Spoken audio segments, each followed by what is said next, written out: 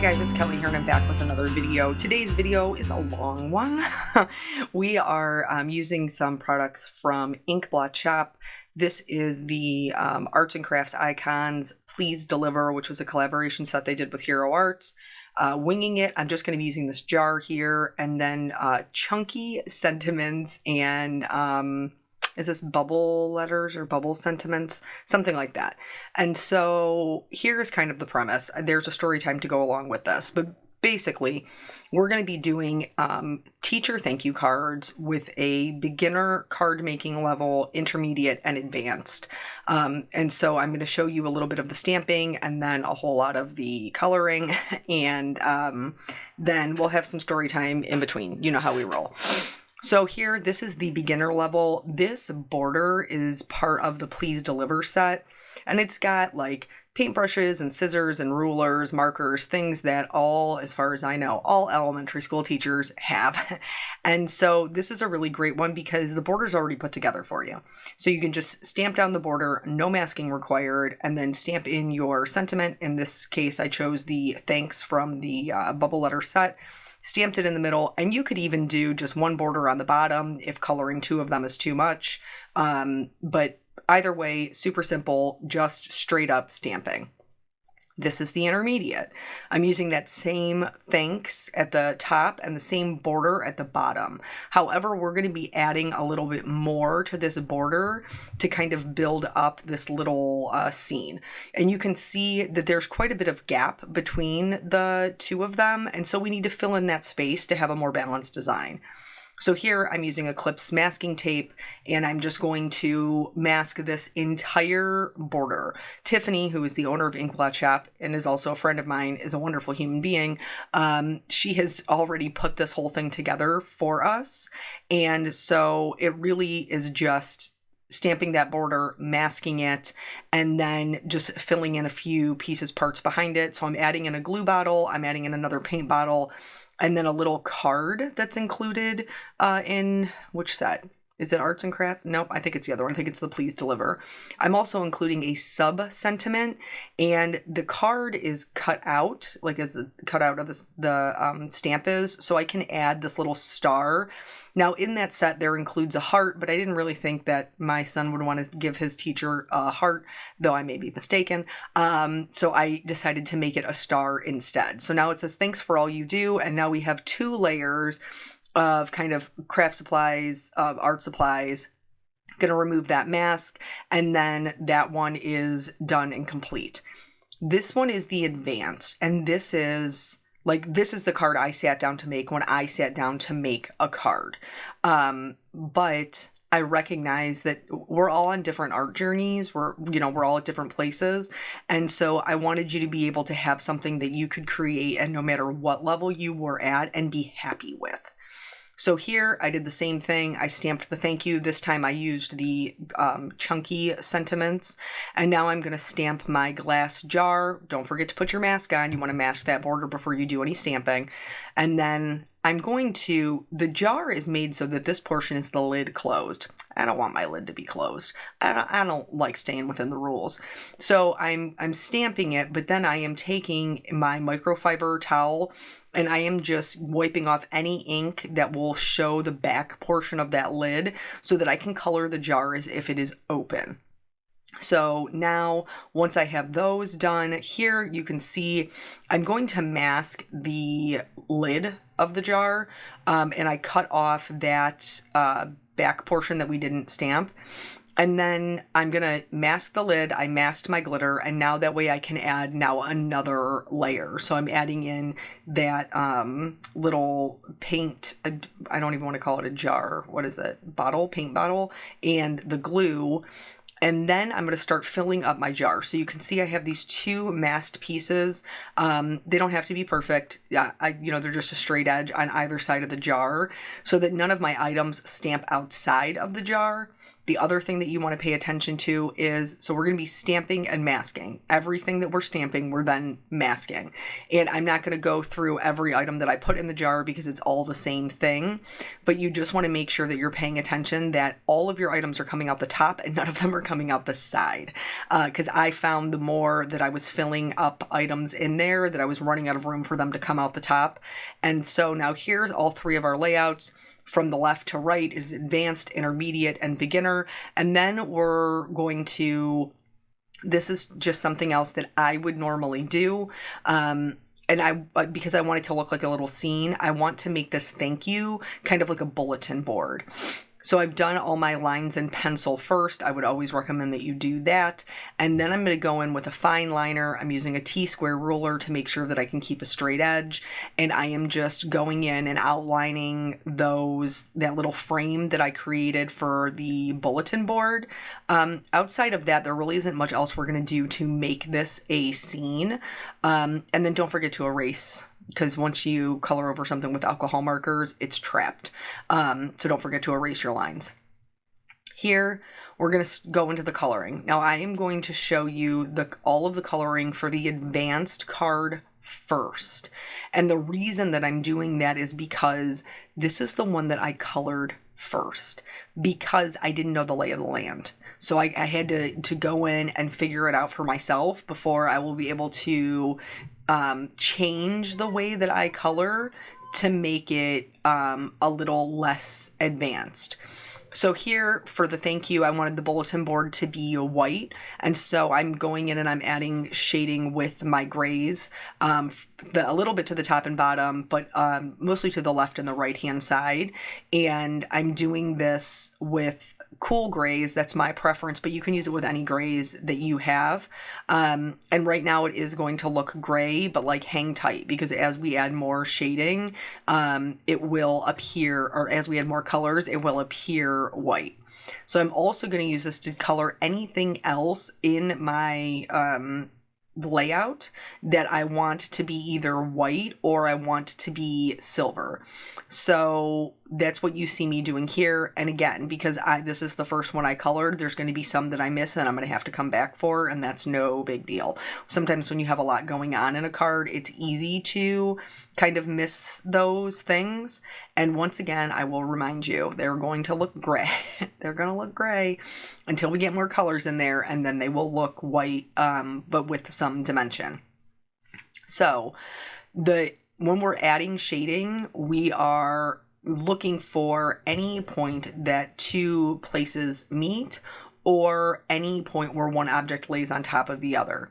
So for like the glue bottle, for the paint bottle, you're going to have portions of it that are on top of each other. The lid is on top of the bottle, things like that.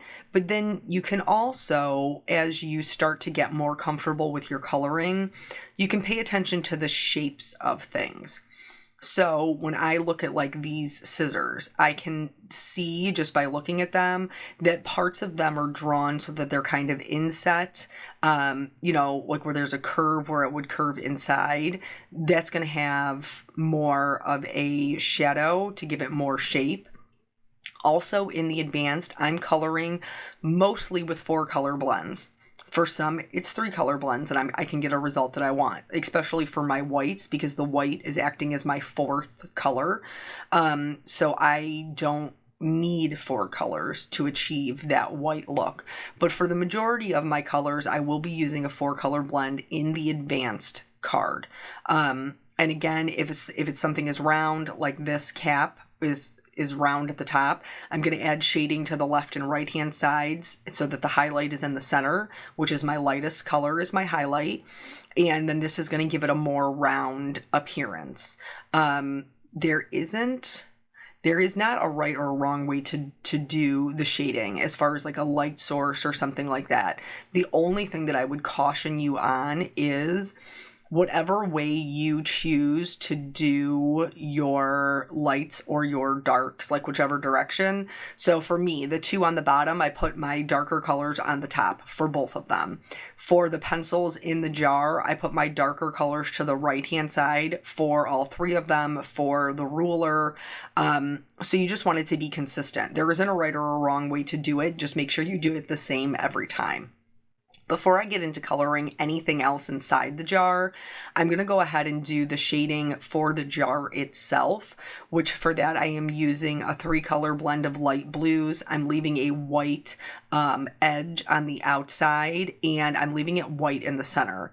So the reason we're coloring right over the items that are in the jar is because it's clear. So you would see those colors.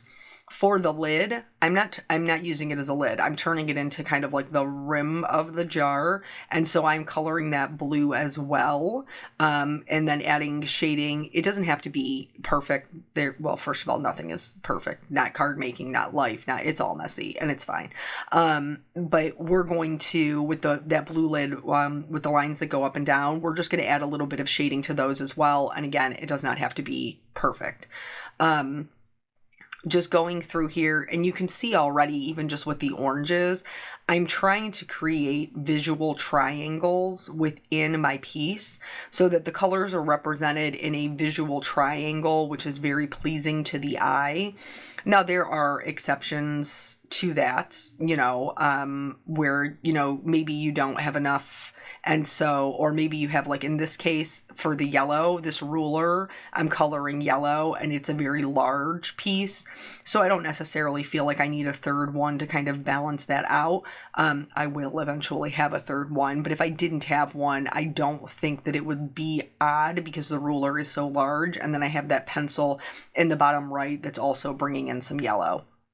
So if by chance, when you're going through and coloring these, I'm so sorry. Like, I feel like I'm going back and forth, but, I am doing some little lines in the clear, like, lid portion of the jar. You saw me do it with the yellows because you would see it, but you wouldn't see it the same way. It wouldn't be solid. It would be like fractured within that clear jar. So, and you'll see me do it again for this blue pencil.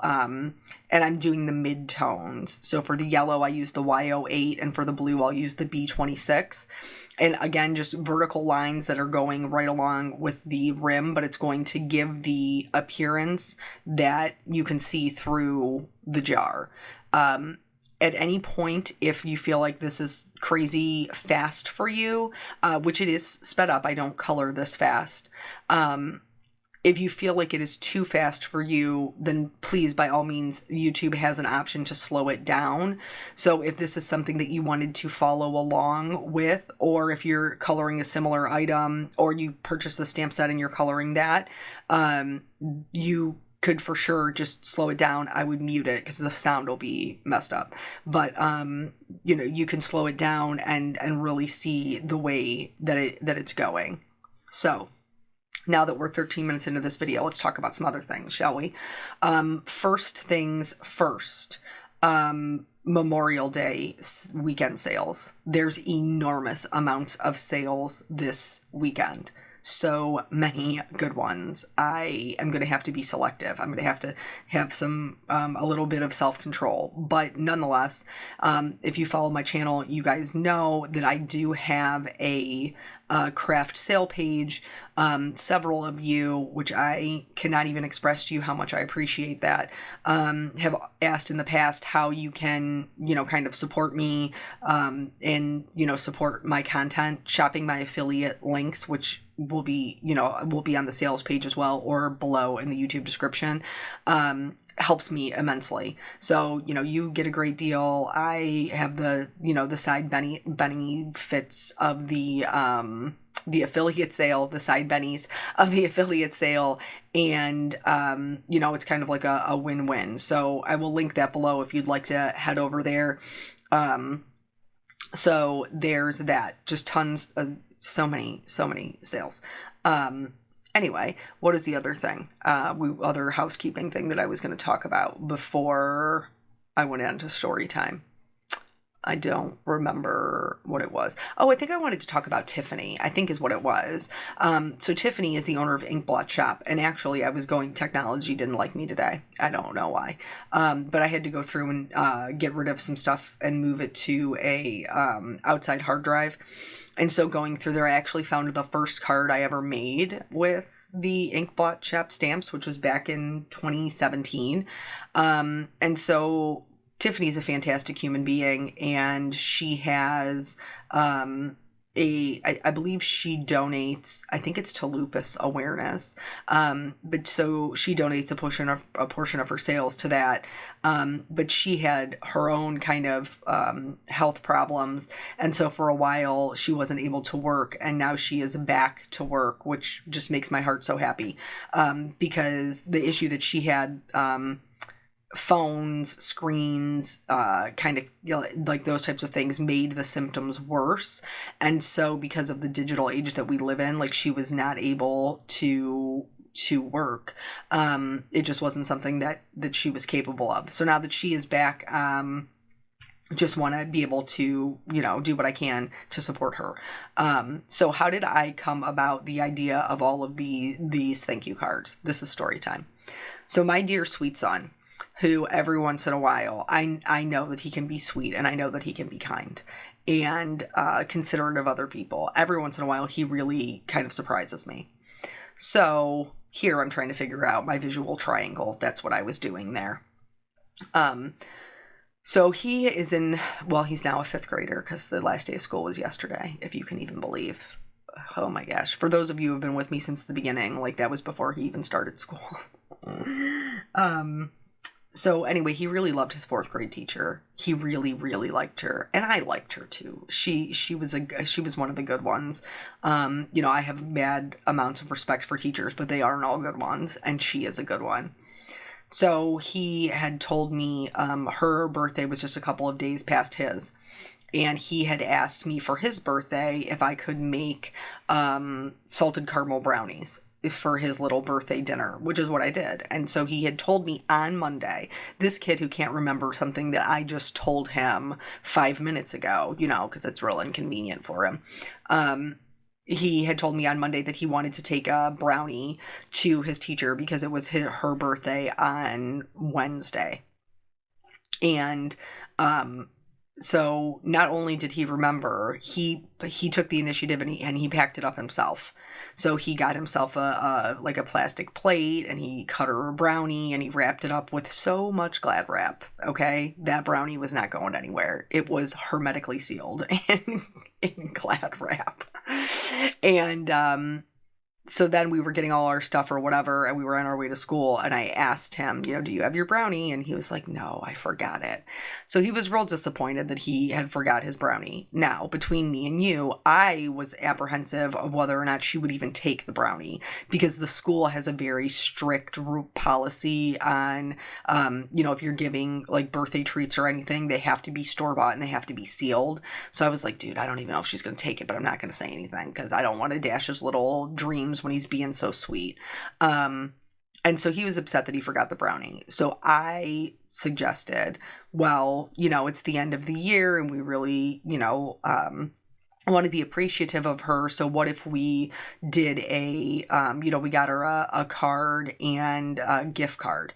And so right away he perks back up and he's like, yeah, get her Chipotle because she really likes Chipotle. Get her a Chipotle gift card. So I was like, I'm down for it. So then I came home and made the thank you cards. This is what this is here. And so actually he ended up giving her the one that is the quote unquote intermediate level. And my best friend used this one for my goddaughter to give to her teacher. So it ended up working out. Here, all the coloring is done. These white highlights, I'm telling you, it doesn't matter what level of coloring you are at. The white highlights will help just take your card just up a notch. The white highlights are fantastic. So I added white highlights to my items, and then I felt like my background was a little bit flat. I didn't want to do a full background because I already got a lot going on in this card. So I decided I was just going to add a little bit of shadow, a little bit of background, just like the suggestion, if you will, of a background. And so I'm using my cool grays to do that as well. And this, again, does not have to be perfect, just consistent. So whichever direction you decide to add the shading to, make sure it's on that side every time. And then I'm just going to blend all of that out with a C1, which is going to blend really nicely back into our white. And then it's just going to give this illusion of some shadows and some background without us really having to do any work. For the glitter, you guys see me do this technique before. I used the stippling technique. I did a series of dots in all of the colors, and then I'm going to go in with the white gel pen to add the highlights, and then it will look like the glitters. And then this is it. This is the entire advanced card. So let's move on to the next ones. This one, the design needs some balance because we have all of these heavy things at the bottom and really nothing at the top. So in order to add a bit of balance to that card, I am going to be using just some ink blending, some really soft ink blending. I went with Salty Ocean. Nobody's shocked I picked a blue. I'm sure of it. And then for this card, I am using 3 color blends. A lot of people are pretty comfortable with 3 color blends, a light, a medium, and a dark. But I will tell you, when I am picking my colors for my 3 color blends, I'm almost always on the dark side. I almost always drop my lightest color. So here I skip the coloring of the grays because the grays in the advanced card, or the whites, is exactly the same. It is already a 3 color blend, so I didn't have to change anything about that, and I colored them exactly the same that I did the first way. Same thing with the blacks for the paintbrushes. Here I'm doing the stippling technique to make the star glittery like gold, and then again I'm using the same colors that I used before. I've just dropped the lightest color for the yellow, and then here and we'll see this again when we do the more beginner style, is you can go back over colors. Alcohol markers are transparent, but that also means that they're buildable. So if you are like, I'm only comfortable with a 3 color blend, which is totally fine, then if you feel like you need a little bit of extra dark, then you certainly can go over it again. Go back in and put your darks back in to get that kind of heavy shading that you need to create a ton of dimension, which is why the majority of the time I err on the side of the darker end of my 4 color combination, because I know it's going to give me the dimension that I want without having to use all of the colors. The other thing that you'll notice with both the intermediate and the beginner level is that the darker colors, there's going to be more of it. In a 4 color blend, I don't need to use as much dark just because I have a really good palette for a gradient. But when you're coloring with just 3 colors, you kind of need to have equal parts dark and light, and then the majority of it will be your mid-tone. So for most of these, and I'm not going to show you the coloring of every little thing. I tried to show you most of the blends in coloring, maybe ones that are a little bit more challenging. But yeah, like I told you before, it's a long one. It's a long video. So for the reds, like you'll notice that I dropped the R32. The only time I used it actually is that was my eraser color, because it's a perfect eraser color. I'm just gonna be real with you. And so to make sure that I have those really rich reds still, I need the R59. Here's the other thing that we're going to do, which is kind of fun with the intermediate, is we're going to make this sentiment rainbow. And so here you can see, when you're mixing color families together, you want to look at the last number. So I have an R35 into a YR15 I ended up switching it over to a Y08 because the Y02 was just too far removed. It wasn't a good blend, but the Y08 is a little bit dark for the YG03. And so I did end up using the Y02 as kind of a buffer color, which again is totally fine. Most of the time, if you pick them, like if there was, I don't even think there is a Y05, honestly.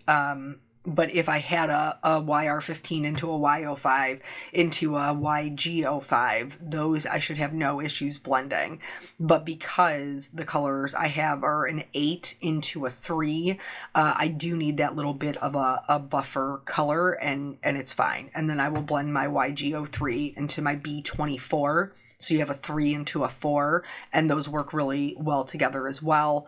But again, if you're having any troubles blending, just go back in and do just another coat of it. So here you can see my blue is leaving a little bit more of a line than I want. So I'm just going to go back over it with the green, and it blends beautifully.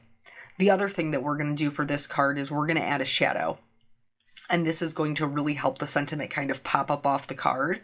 So I did my shadows down and to the left.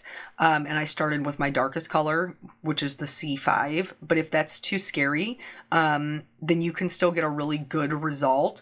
And I'll show you a different way to do a shadow on the beginner level card that will still help make it pop and give it dimension, that isn't as involved with going through with the C5, the C3, and the C1, which is what you see me doing here.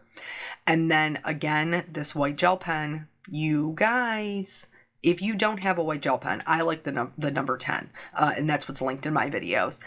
If you do not have a white gel pen, it is the least expensive, best investment you can make to just take your coloring up, just up a notch. So this is the intermediate card. This is it completed. And now we're going to move on to the beginner card. So here, we're only using 2 color blends. That's it. So I dropped the C5 because I am trying to color those items white. If I was trying to color them gray, I would have dropped the C1. But I want them to be white, and so I need to err on the side of the lighter so that my blending will blend into the white. So here with the blacks, again, I'm erring on the side of the darker because I want my black to be black. So I'm using the black, the 100, and then a C7 to blend those together. And then I'm just going to work from left to right in rainbow order. There isn't as many items to color here as on our 2 previous cards. And so I felt like the best way to get every color represented was to just go color by color. But if you have a different color palette, or if you have another idea of how you want to do it, that's a-okay as well. So here for the yellows, I chose my 2 midtones. And what that means is there isn't a lot of contrast between the 2 colors. So in order to get that kind of dimension that I'm looking for, I am going to have to go back in with my darker color once I color over it to bump up the contrast to get the dimension that I want. That's the thing with the 2 colors, because oftentimes you're not going to have as much contrast as you would normally have. You do sometimes need to go back in, and just the only thing I would caution you about there is just don't oversaturate your paper. Just go in with a light hand so that you don't bleed outside of your image. If you do, that's what the colorless blender's for. I mean, honestly. But you can still get really good dimension with just 2 colors. Again, you're just going to need to add a little bit more of the darker color so that you have some dimension. And then, your lighter color will act as a highlight. Don't be afraid to go back in and kind of create like a secondary dark color by just going back over and adding that darker shading in again. So anyway, my very sweet child did get to give his teacher her Chipotle gift card. And then yesterday was the last day of school. And when he came home, I was like, are you excited? Summer's here. And he was like, no, I want to go back to 4th grade. I really like my teacher and she's so nice and I don't want to leave her. And it was just very sweet because he has not yet had a teacher that he felt that way about. And I told him, I said, buddy, we all have favorite teachers that we just enjoyed having and we didn't want to leave their class. I said, but you're still in the same school and you'll still see her and you'll still be able to say hi. And, but it made me happy that he had one that made an impression because school is not easy for him. And so, yeah. So that's that. That's how we got here. And I genuinely wanted to thank her So here we are thanking her in card form, because that's the best way I know how to thank people is by making them a card.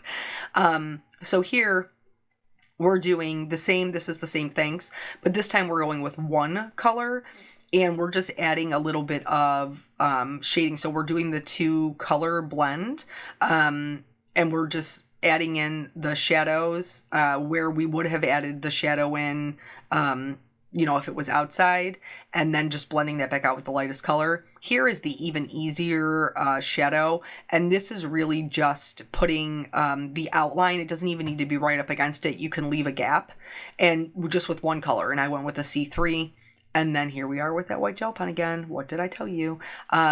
In this particular stamp set, Tiffany's actually already drawn lines in there. So the reason you see me hesitating is because I'm looking for those lines that are already drawn there, just so I can go over them in white instead of having them in black. I didn't add any shimmers, any glitters, anything to any of my cards, if you can even believe it. I just let the coloring be on its own. Here, I'm doing the same thing I did with the advanced card, where I'm just kind of giving the illusion of a background, but I'm doing it with a C1, so it's very light, and it just gives the images just a little bit more weight, so that they seem to be part of the card and not just floating. So here is all 3 of them again, the advanced, intermediate, and beginner. I truly hope that you learned something and are inspired to get your coloring on and make a little something no matter what level you're at. And if you're going shopping this weekend, check out the sale link below. So thank you guys so much for your time. I will see you tomorrow with another video. Yeah, that's it. So I'll see you tomorrow. Bye.